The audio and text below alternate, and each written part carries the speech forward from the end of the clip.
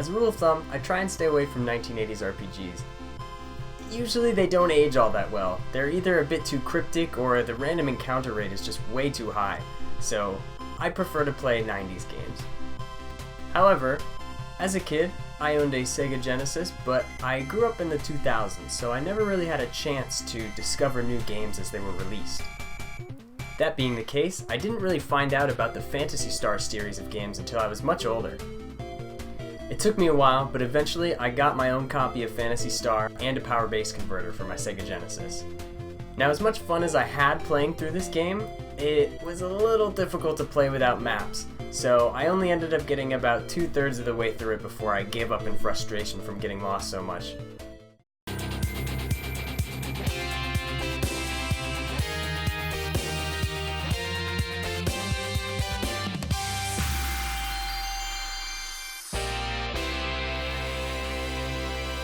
Flash forward to several months ago, and Sega released the Sega Ages version of the original Phantasy Star. I remember looking at the page on the Nintendo website at work one day and thinking, oh god, please have in-game maps. And sure enough, they did. That was enough for me. I eventually downloaded my copy and was able to experience the first Phantasy Star, but with some modern twists to make the experience more palatable. But I'm getting ahead of myself. Let's take a look at the base game first and bring up the changes as they come along. The original Master System version of Phantasy Star was released back in 1987, the same year that Final Fantasy was released. Phantasy Star has the honor of being one of the rare North American games that actually had some good-looking box art.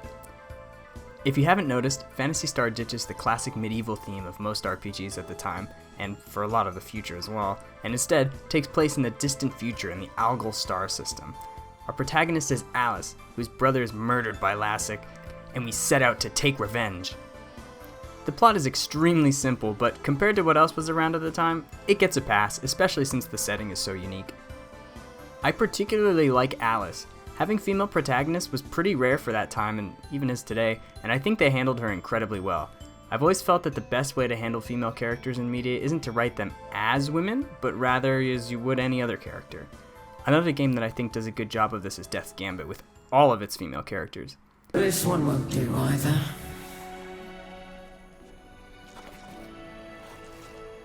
What happened to them? Alice isn't your typical fast but weak, over-sexualized female protagonist. Now, she's like the strongest character in your whole party. She doesn't have weak personality traits. She's not scared from the death of her brother. She just has a mission and she's gonna do it no matter what. She's a pretty static character throughout the entire journey, but it's not like any of the other characters are very dynamic or anything. I don't think this is a bad thing. Not every story needs to be about overcoming some kind of weakness or something. That being said, there isn't too much story in this game. Like I said, the whole goal is to defeat Lassic, and that's brought up immediately from the first cutscene. However, we only get cutscenes when new members join our party, at least for the most part. The rest of the story is told through the gameplay and NPC dialogue. What's nice is that there isn't much sidetracking going on here. The game is very straightforward, and any side missions you may have to do always relate directly to progressing the plot forward to find Lassic and taking revenge for your brother. As for the gameplay, it's your typical JRPG, complete with random encounters. It's been a while since I played the Master System version, but I don't remember the random encounter rate being ridiculously high or anything like that. Now, for the most part, Phantasy Star is pretty fair in its combat. However, the beginning can be pretty rough in both the Master System and Switch versions, as you start out incredibly weak and it's pretty much required that you grind a little bit in order to gain a few levels before you can safely leave the town. This requires fighting an enemy, returning to the town to heal, then going out and fighting another enemy. This brings us to one of the differences between the Sega Ages and the original Master System version.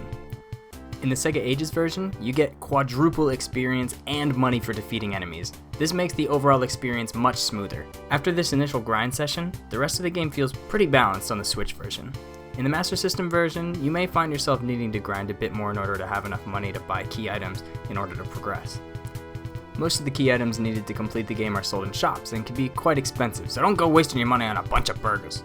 Perhaps the most famous part of the Phantasy Star games is the first-person dungeons, and there are a lot of them. For the time, these were mind-blowing, but nowadays, crawling your way through an 8-bit dungeon where everything looks exactly the same is a nightmare without a map. Thankfully, the Sega Ages version has a wonderful map. As you traverse each dungeon, the map is constantly updated, showing you where you have and have not been. It isn't perfect though, as some places are still incredibly winding with multiple stairways up and down, and trying to remember what NPCs are where and how to get to the other end of the tunnel can be confusing. But it's definitely an immensely helpful addition to the game. Playing the original version without a map is incredibly time consuming even if you're using a walkthrough, as if you make one mistake or fall through some pitfalls, it's very easy to get completely disoriented and lose your way until you find one of the few landmarks in one of the dungeons. In addition to dungeons, we also get to explore 3 distinct planets: Palma, the forest planet, Dazorus, the ice planet, and Motavia, the desert planet. Palma is by far the easiest to navigate, as everything is very straightforward and visually very easy to look at.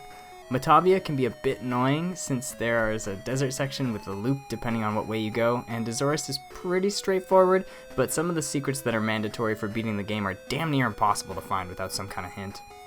Speaking of hints, you're going to want to take notes. The townspeople tell you a lot of stuff, most of which is actually useful, and most of which you won't need to know until much further in the game. So instead of trying to remember where that Giacomo Joe who told you about the Laconian pot was, just please write it down as soon as he says it to you. However, due to this, it can be difficult at times to know what to do next, and even when you do know what to do, sometimes it's hard to figure out how you're supposed to do it.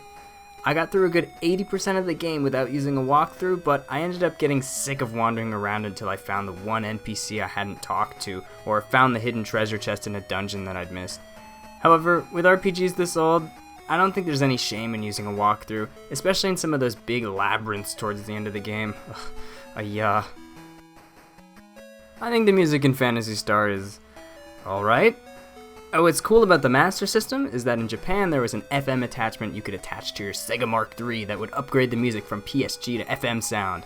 When I played this game on the Master System, I had no choice but to listen to the PSG music. But on the Switch, you get to choose what music you would like to listen to, so this time around I ended up using the FM sound. Overall, I like them both equally with the exception of the title screen music, which I find to sound much happier in the PSG version.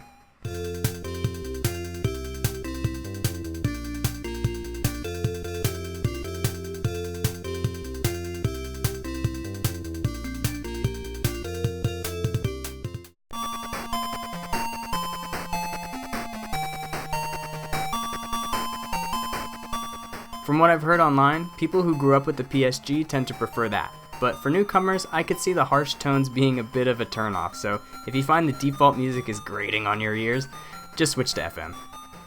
In addition to the features I mentioned already, the Switch version also comes with a bestiary that slowly unlocks as you encounter different enemies, as well as weapon and item lists on the pause menu. This was an amazing addition, and I would call these menus the unsung heroes of the Sega Ages version of Phantasy Star. Every time I found a new item or spell, I would just check the pause menu to see what it did.